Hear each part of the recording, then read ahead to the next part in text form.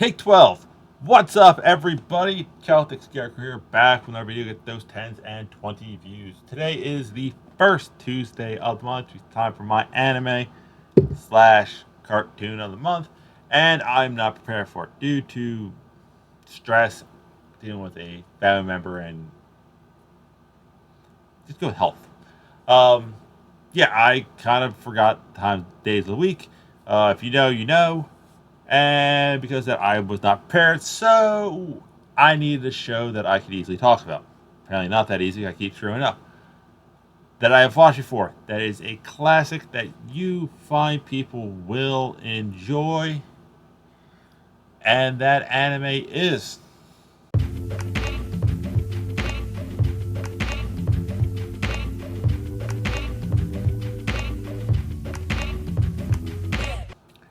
Samurai Shippuden. Samurai Shippuden is a 26 episode anime that started March 20th of '04 and ended May 20th of '04 and ended March 19th of 2005.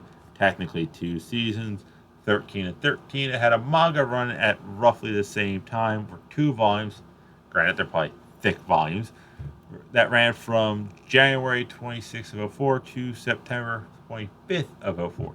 So yeah, this guy was writing the show as he goes, but he has proven that this worked because his last successful project had no manga back into it. He was going just straightforward, and that show was Cowboy Bebop. Yes, Samurai Shippuden is written by the same guy who made Cowboy Bebop, and because of the success of Cowboy Bebop, the network, whoever was in charge, was like, yeah, green light.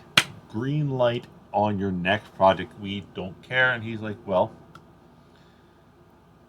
I wanted to create more aesthetic, large comedy with a mature feeling.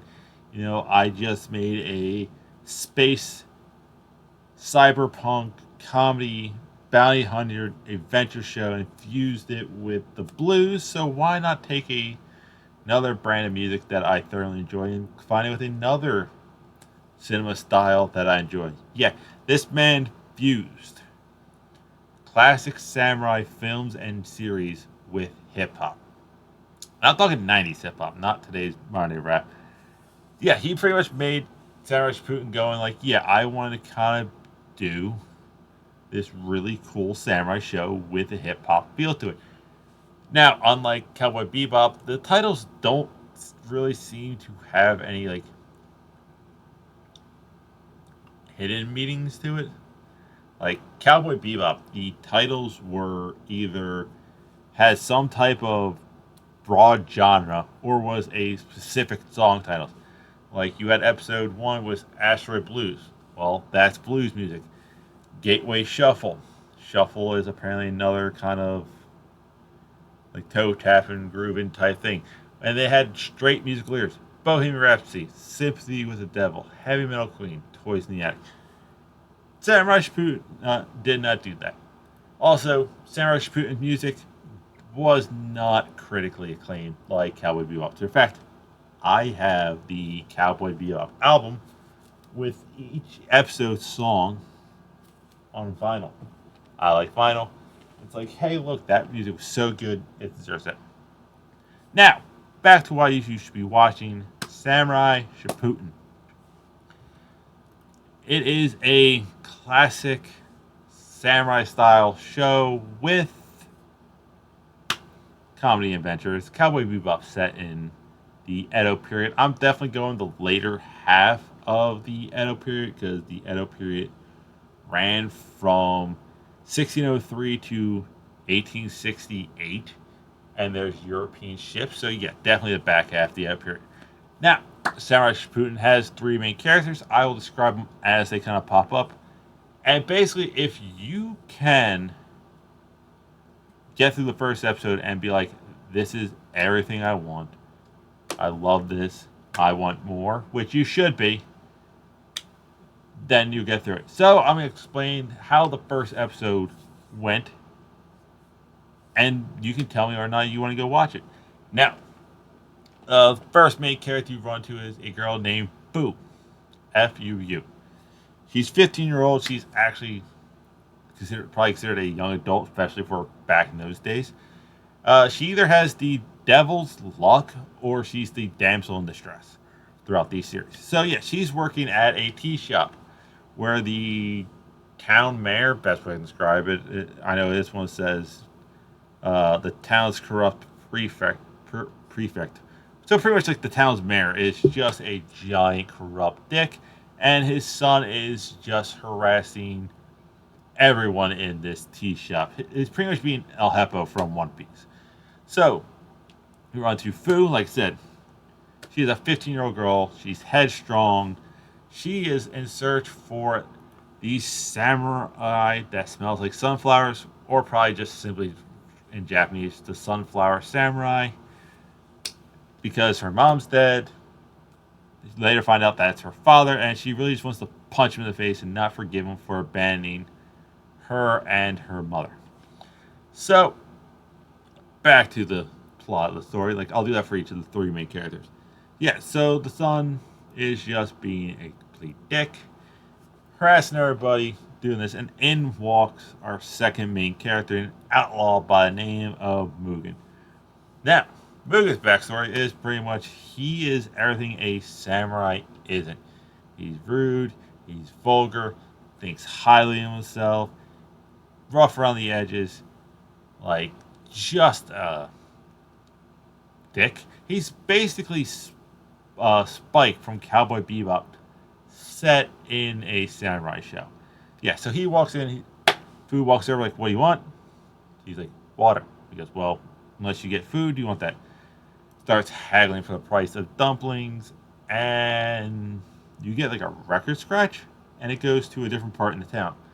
Here you actually see the town lord, mayor, whatever you want to call him, well, mayor, pretty much treating one of his citizens like trash, which pisses off our third and final main character, a man by the name of Gene.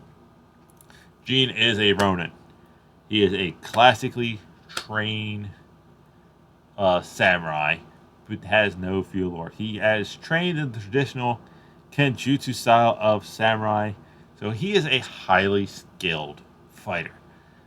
He sees this, some guys like, let it go, it's not worth it, record scratch, and back to the tea shop where Fu and Mugen are, and the son pretty much is being a dick. Fu kind of said something, I can't remember.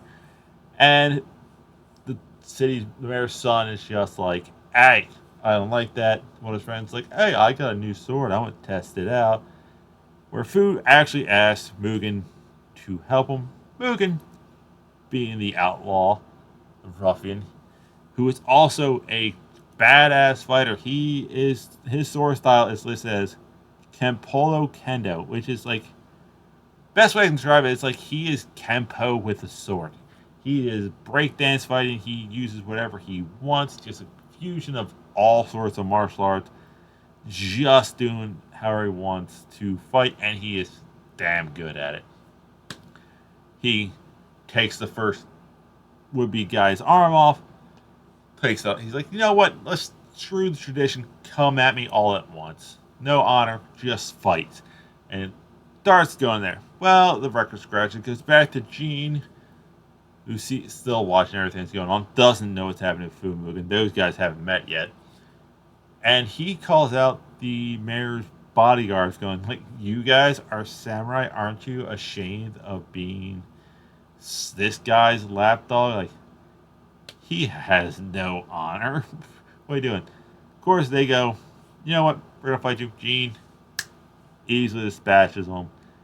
Picks up a couple coins, looks at the guy going, this is for my service.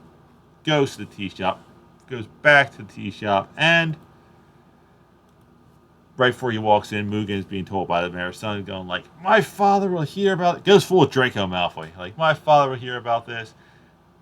He is the mayor. He has 3 badass bodyguards. And he's like, all right, cool, sounds like we'll fight. At this time, Gene walks in.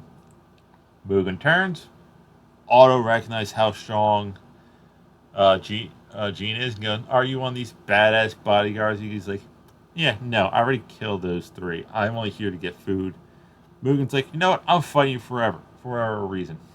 They fight. The tea shop gets set on fire by the guy who armed Gene cut off. They end up getting arrested and tortured. Fu comes to their aid, being like, hey, I'll break you guys out if you promise to help me find the Sunflower Samurai. And that's pretty much how it goes. They're about to be executed. Gene and Mugen decide, team up just for the time being and escape.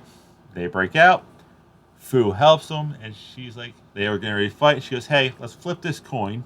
Heads, you guys kill each other. Tails, you just walk with me and help me find the thing.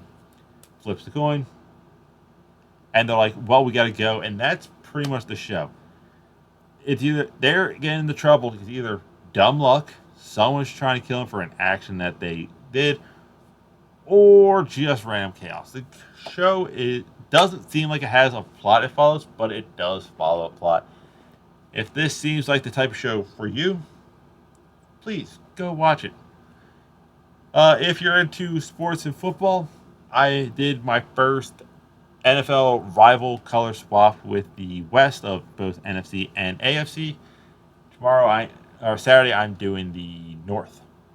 That's it. That's all I have. I will see you weird people later.